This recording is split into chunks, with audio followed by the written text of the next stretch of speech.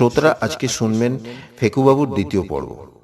প্রথম পর্বে শুনেছিলেন গল্পের নায়ক ফণীন্দ্রনাথ রায়ের ফেকুবাবু হয়ে ওঠার কথা। আগেই বলে রাখি, গল্পে ফেকুবাবু চরিত্রটি একেবারেই লেখকের মস্তিষ্ক প্রসূত, এর সাথে বাস্তব চরিত্রের কোনো মিল নেই। বর্তমানে ফেকুবাবু অর্থাৎ ফণীন্দ্রনাথের বয়স 33 বছর। ফেকুবাবু কাশিতে 10 বছর কাটিয়ে এবার তিনি নিজের শহর কলকাতাতে ফিরবেন বলে ঠিক করলেন।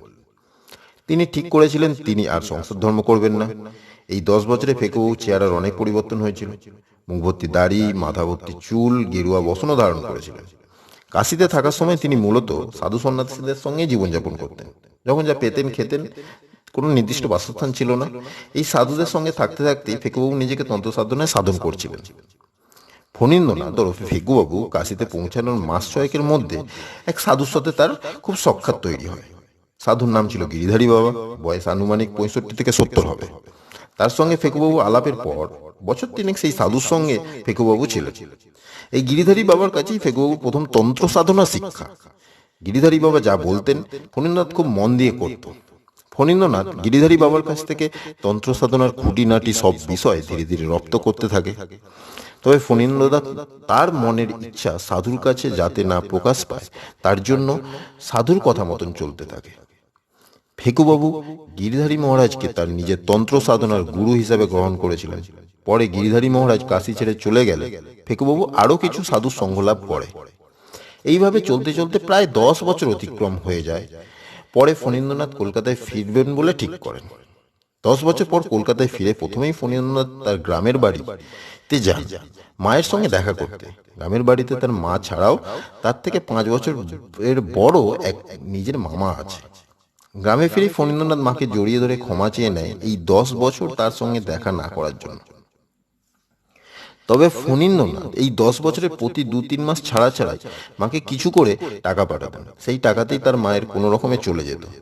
বাড়ি ফিরে তার নিজের মামা বলাইচন্দ্রের সাথে দেখা হওয়াতে ফণীন্দ্রনাথ খুশি হলো, কারণ মামা আর ফণীন্দ্রনাথের বয়স প্রায় পিঠোপিঠি।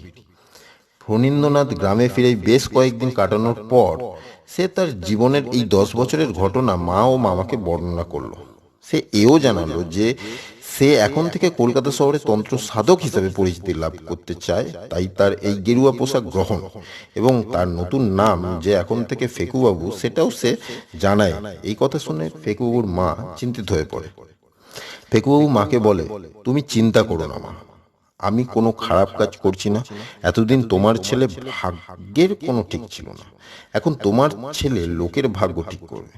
সে এইভাবে কলকাতা শহরে প্রতিষ্ঠিত হতে চায়, কারণ এই সমাজে মানুষ নিজেকে বিশ্বাস করুক বা না করুক, সাধু তন্ত্র সাধক কে খুব বিশ্বাস করে। এরপর ফেকুবাবু মামার দিকে তাকিয়ে মামাকে তার সাথে কলকাতা যাওয়ার কথা বলেন। মামা বলাইচন্দ্র যেতে রাজি হয়ে যায়।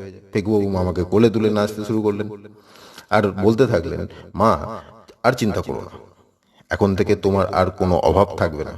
তোমার ছেলে পড়াশোনা করে এই কলকাতা শহরে কোনো উপার্জন করতে পারেনি তো কি হয়েছে, এবার তন্ত্র সাধক ফেকুবাবুর কাছে সবাই আসবে ভাগ্য পরীক্ষা করাতে। ফণীন্দ্রনাথ বা ফেকুবাবু এই সমাজের পালসটা ভালো মতন বুঝে ফেলেছিল, তাই সে ফেকুবাবু সেজে সমাজের নতুন রূপে অবতীর্ণ হয়েছিল। দিন দুয়েক পরে মামা ভাগ্নে মিলে গ্রামের বাড়ি ছেড়ে রওনা দিল কলকাতার উদ্দেশ্যে। এখানে বলে রাখি, ফেকুবাবু কাশী থেকে বাড়ি ফিরবার আগে কলকাতার ভবানীপুর এরিয়াতে একটি বাড়ি ভাড়া করেছিল। 2 কামরা, একটি বারান্দাযুক্ত ঘর। গুলো খুব বড় না হলেও ফেকুবাবুর কাজের জন্য ঠিক ছিল।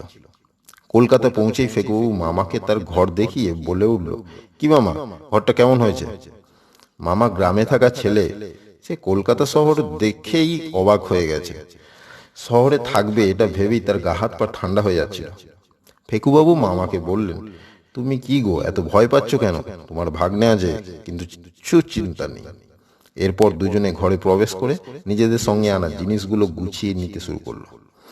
মামাকে 2টো ঘর দেখিয়ে দিয়ে ফেকুবাবু বলে উঠল, এই 2টো ঘরের একটাতে আমরা থাকবো, আরেকটাতে হবে আমাদের অফিস।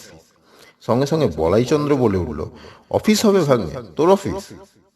অফিসে তোর কাজ হলো লোকের ভাগ্য দেখা, কিন্তু আমার কাজটা কি? ফেকুবাবু হেসে উঠে বললেন, সব পরে আস্তে আস্তে বুঝিয়ে বলবো। এই বেলায় বলাইচন্দ্র একটু ভাতে ভাত করে মামা ভাগ্নেতে খেয়ে নিয়ে একটা লম্বা ঘুম দিল। বিকেলবেলা ফেকুবাবু মামাকে ঘরে রেখে ঘন্টাখানেক কোথায় যেন গিয়েছিল। ফিরে এসে মামাকে দেখালো সে একটা সাইনবোর্ড তৈরি করিয়েছে, যেখানে লেখা আছে ভাগ্য বিচারক, গণৎকার, তন্ত্র সাধক ফেকুবাবু। মামা তো খুব খুশি হলো। মামা সঙ্গে সঙ্গে বলে উঠল, ভাগ্নে চলো এই বেলাতেই এই সাইনবোর্ডটা ঘরের বাইরে লাগিয়ে দিই। মামা ভাগ্নে মিলে ওই সাইনবোর্ডটা বাড়ির সামনে লাগিয়ে দিয়ে মামা বলাইচন্দ্র বলল, দিদি দেখলে কত খুশি হতো, ছেলে তার কলকাতাতে আপিস করেছে। ফেকুবাবু মামাকে বললেন কাল থেকেই তাদের অফিস শুরু হবে। সেই মতন ফেকুবাবু তার ও তার মামার দুজনের নতুন পোশাক নিয়ে এসেছিলেন। এই পোশাক দুটো মামার হাতে দিয়ে মামাকে ফেকুবাবু বললেন, মামা এই নাও, কাল থেকে আমাদের কাজ শুরু হবে।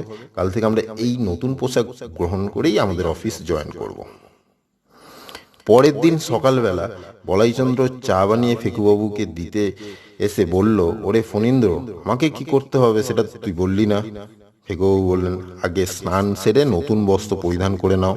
ফেকুবাবুও স্নান সেরে নতুন বস্ত্র পরিধান করে নিজের স্থানে বসে পড়লেন। কিছুক্ষণ পর বলাইচন্দ্র ঘরে ঢুকে ফেকুবাবুকে ধ্যান করতে দেখে বলে উঠল, ভাগ্নে দেখতো কেমন লাগছে। ফেকুবাবু বললেন, খুব ভালো হয়েছে। এবার মামা ভাগ্নে মিলে পরামর্শ করে নিল কি করতে হবে। ফেকুবাবু ধ্যানে মগ্ন থাকবে, আর তার মামা লক্ষ্য রাখবে কেউ আসছে কিনা। কেউ আসলেই বলাইচন্দ্র ব্যক্তির নাম ও তার আগমনের হেতু জানতে চাইবে, আর সেই সময় ফেকুবাবু কথার মাঝখান থেকে কথা বলা শুরু করবেন। এটাই ঠিক হলো। বেশ কিছুদিন এইভাবে কেটে গেল, কিন্তু কোনো লোকের আগমন হলো না। ফেকুবাবুর অফিসে কোনো মানুষের পা পড়ল না। এই দেখে বলাইচন্দ্র কিন্তু খুব হতাশ হয়ে পড়ল। বলাইচন্দ্র ফেকুবাবুকে বলল, ভাগ্নে কিছু কি বুঝতে পারছিস? ফেকুবাবু বলল, কি মামা? বলাইচন্দ্র বলল, আজ দিন 15 হয়ে গেল, কিন্তু কারো দেখা নেই। এইভাবে চললে তো আমাদের অফিস আর বেশি দিন টিকবে না। আর ঘরেতেও তেমন কিছু নেই, বড় জোর দিন 5 চাল আছে। গ্রাম থেকে আসার সময় দিদি ব্যাগে করে বেঁধে দিয়েছিল, সেই দিয়েই চলছে। ফেকুবাবু একটু হেসে বলল, মামা একটু ধৈর্য ধরো, আমার মন বলছে আর দিন 2 অপেক্ষা। যাই হোক, এইভাবে আরো একটা দিন কেটে গেল। ঠিক 17 দিনের মাথায় ফেকুবাবুর অফিসে প্রথম ব্যক্তির আগমন ঘটল। এইভাবে ফেকুবাবু তার তন্ত্র সাধনার প্রথম পদক্ষেপ শুরু হলো। পরবর্তী গল্পে আপনারা শুনবেন এই ব্যক্তির নাম এবং এই ব্যক্তির সাথে আলাপচারিতা।